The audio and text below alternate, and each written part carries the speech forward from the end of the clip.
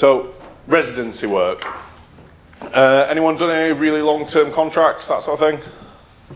Yeah? Obviously. Dave's like, so, residencies, they can go infinitely long. They can go for years and years and years if need be. Generally, a residency you'd sort of class as 1 week to 3 months. These are going to be your sort of theme parks, your zoos, hotels. Yeah, these are going to be places where you're going to interact with the public a lot, is where you're going to get a residency a lot of the time. Now, residencies are great because you get to know the event, get to know the venue, you get to see how things work, and things get easier and easier and easier, and your arrival time gets later and later and later, because eventually you can rock up 10 minutes before and you know exactly what you're meant to do. So, working multiple sets spread throughout the day. A lot of residencies, a lot of the time, are high workload. So you may be doing your 3 sets a day, you may be doing 2 shows a day. Because they're giving you multiple days, they might expect quite a lot of work from you. So just be aware that you don't want to run yourself too ragged. Don't agree to something like 5 45-minute shows a day for 6 months. You're gonna burn yourself out super quick. So just be cautious of that high workload coming. Can I just ask a quick question? Yeah. What would you class as a full show? A full show? Yes, it will require a full show. So what would you class as a full show? Generally with residencies, I don't find that they book like single acts a lot of the time. Oh, okay. So- what about length? So say like you've got your like hula hoop, your fire, some glow as well. If you ram that all together, that's what I sort of class as a full show. So do you mean like 20 minutes or do you mean 45 minutes? 20 minutes is probably, what I'd expect for most residencies. I've never ever booked a residency anywhere that's just been, say, a 5-minute act each day. I've never had that come through as a booking. Most of the time it's like 3 45-minute walkabout sets a day, or the one we've got at the minute was 2 45-minute shows and 2 30-minute walkabouts. The one that I'm currently in is 2 30-minute shows, and I'm meant to do 2 30-minute walkabouts as well, but I haven't done a set yet. I'm 3 weeks into this contract. That's purely because they've put those sets at unreasonable times. It's when we're setting up for the show, so we've said we can't do them. Go on. What would you suggest is like for somebody who's first doing a reasonable kind of starting point of how many shows, and then how many you would be like the max that you do?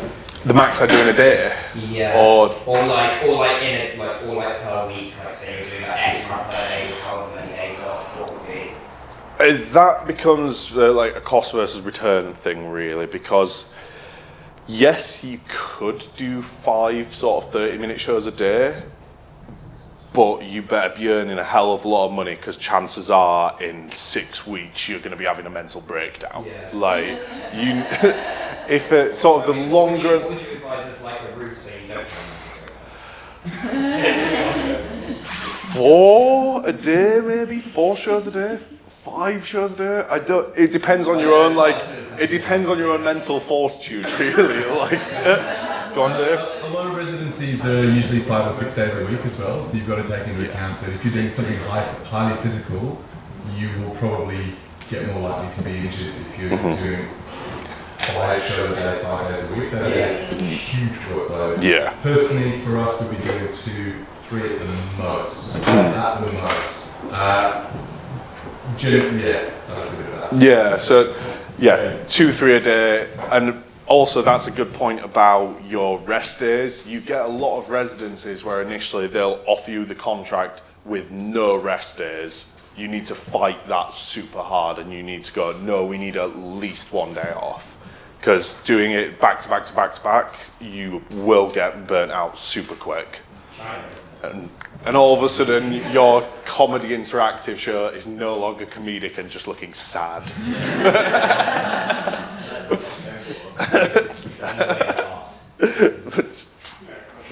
Story for later. You'll end up, with a residency, you'll end up working really closely with the client. Even if it's gone through an agent, you will end up working very closely with that client, but you do have to remember your client-agent boundaries and things. Just remember, if they're doing changes and stuff, to keep your agent informed. They will go direct and through agents. A lot of the time, if you do a residency, that residency will try to rebook you direct. That's a huge test of your loyalty, because they may be offering you, say, a 6-month contract for a lot of money and not wanting to go through the agent. So you have to really think about that. And I would always say, go through your agent. Like, that agent will be with you for a lifetime, that client an extra year. So you may have to create a bespoke show and a bespoke promo for that. With our clients, when we do residencies for them, we always film a bespoke promotional video for them. So we hire in a videographer and we film a full show for them, so they can advertise our show as part of that production. That's led to us getting a lot more sales with that, because they can market us essentially, and we can build a huge following then. So say if you're getting booked for a Fire and Ice show and you don't quite have a Fire and Ice promo, go and film one. It'll benefit that run. I mean, don't do it for a week run, but if you've got, say, a 3-month run, definitely do it for that sort of thing. So marketing loyalty, that's again what I was saying about, if they are advertising your bespoke promo that you've made, then make sure that's getting funneled back through your agent if it did come through an agent. Right. Cabaret, again, we've got Alex Hofgartner coming in to do your talk from Cabaret. So I'm going to quickly whiz through this one.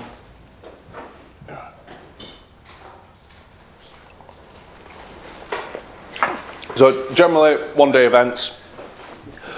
You're going to work with the marketing team a lot of the time to help and sell tickets. Your social media following and stuff will probably come into play here.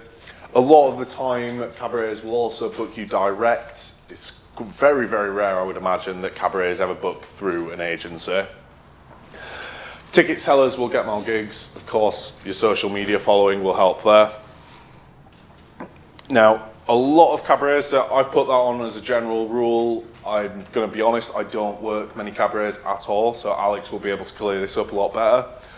But they generally want full act videos. Generally, cabaret bookers, they've seen a lot of work and they know the difference between a promo video and a full act video, and they can see through a shiny promo video and see the crap quality the act probably is. So they probably want to request a full and edited act video. Generally as well, they'll ask for 2 acts. Generalization again on cabarets. Fuck the HR department. Human resources a lot of the time does not matter at cabarets. It's generally going to be an adult crowd. But again, check on your cabaret. You never know, there might be a child in the audience. So cabarets are also quite a good, if you've got a good relationship with a cabaret booker, you might be able to try new stuff out there. You might be able to try some more of your experimental things and still get paid for it. So hopefully cabarets are a good point for you there. Safe, well-trained audience. This audience is not like a corporate audience or a military audience or anything like that where they don't know where to clap. A cabaret audience, generally, as soon as you pause for a moment, they clap. So these are really well-trained audience. They're super nice and safe. They feel enjoyable to do. They're not like a corporate audience where you present and silence and you just see someone eating a steak. Like, it's not that sort of audience. So yeah, these are nicer audiences.